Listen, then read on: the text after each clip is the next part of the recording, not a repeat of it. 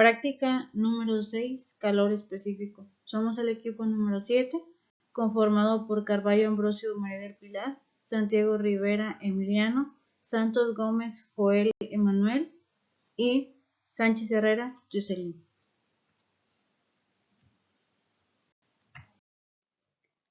El objetivo de esta práctica es determinar la capacidad calorífica de un calorímetro simple y utilizarla para la obtención del calor específico de un sólido metálico por medio de arreglos experimentales similares. Los materiales que utilizamos para esta práctica fue un calorímetro simple, un termómetro, una probeta de 100 mililitros, un tapón de hule, 2 tubos de ensayo, unas pinzas para tubo de ensayo, un mechero, un tripié, una tela de asbesto, un vaso de precipitado de 1 litro, de 500 mililitros y de 250 mililitros, una espátula, una piseta, agua destilada y también utilizamos estaño. Procedimiento de capacidad calorífica. Una vez tenido todo el material reunido, utilizaremos un calorímetro, el cual se debe destapar cuidadosamente. Cuando ya lo tengamos listo, vamos a introducir 150 mililitros de agua a temperatura ambiente. La tapa del calorímetro tiene un orificio donde se le va a poner el termómetro. Una vez teniendo la temperatura y que la hayamos registrado, pasamos a un vaso de precipitado, al cual le vamos a introducir agua. Y dentro de ese vaso de precipitado vamos a introducir una probeta con 50 mililitros de agua, la cual debe estar constante, tanto el agua del vaso de precipitado como el de la probeta. Vamos a introducir un termómetro a la probeta para ir midiendo la temperatura.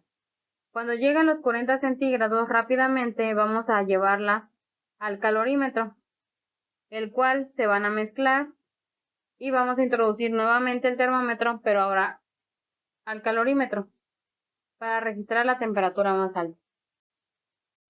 Calor específico de un sólido metálico. En un tubo de ensayo vamos a agregar 10 gramos de estaño, el cual se pesó previamente en una balanza granataria.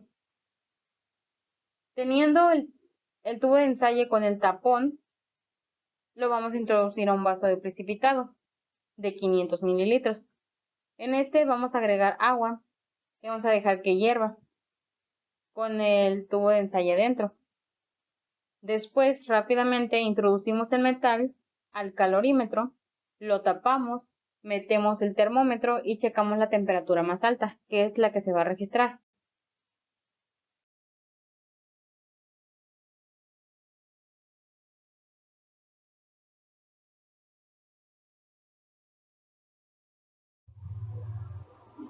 Durante el desarrollo de esta práctica, al calcular la capacidad calorífica, tuvimos 3 temperaturas.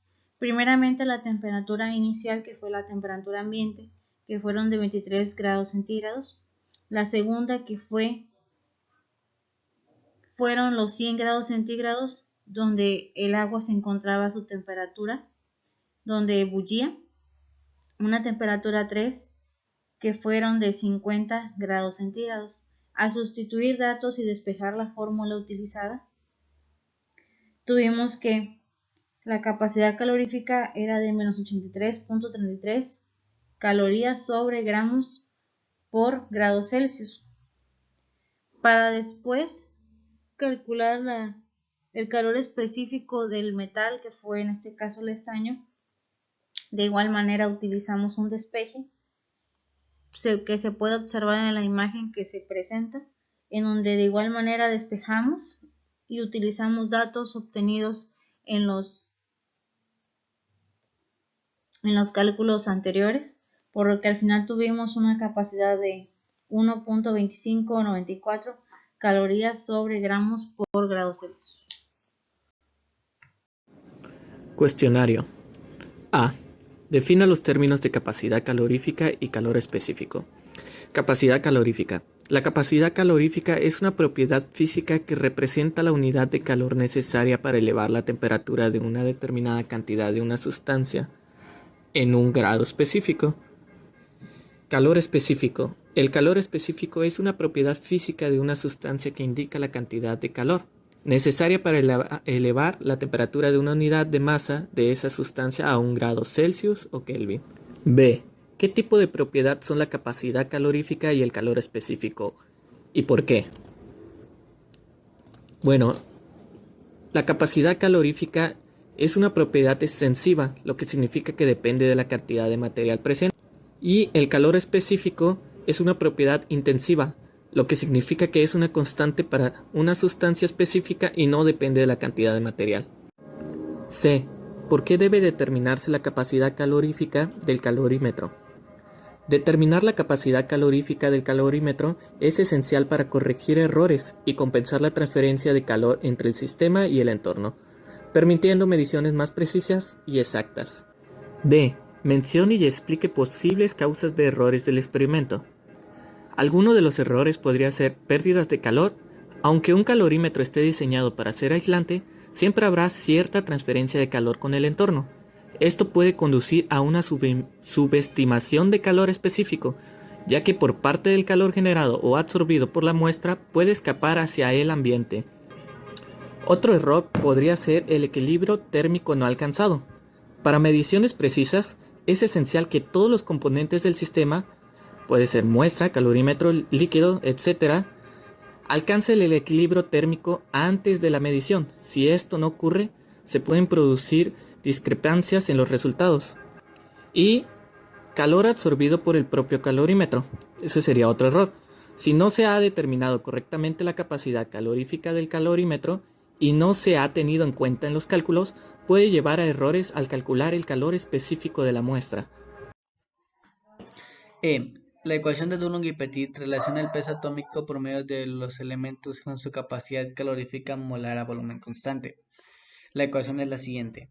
El peso atómico promedio del elemento es igual a 3 veces la constante universal de los gases entre la capacidad calorífica molar a volumen constante del elemento.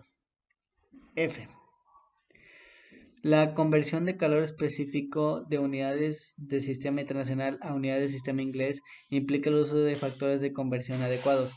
El calor específico generalmente se mide en julio sobre gramo por grado Celsius en el sistema internacional y en la calorías sobre gramo por grado Celsius en el sistema inglés. G. Se utilizan principalmente en la industria de la construcción para evaluación del comportamiento de los materiales de construcción.